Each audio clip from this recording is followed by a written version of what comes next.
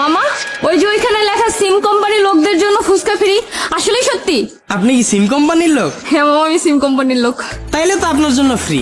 তাহলে মামা আমার 1 প্লেট দেন তো, আমার তো দেখেই যাবে পানি চলে আসছে। ঝাল টক না মিষ্টি টক দিমু আপা? ঝাল টক।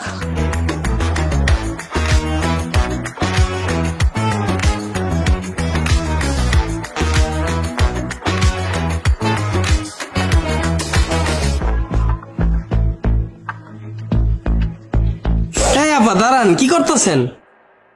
কেন ভাই, আপনি ফ্রিতে ফুচকা খাওয়াচ্ছেন, আমি খাচ্ছি। আপনি সিম কোম্পানির লোক না? হ্যাঁ ভাই, আগেই তো বললাম।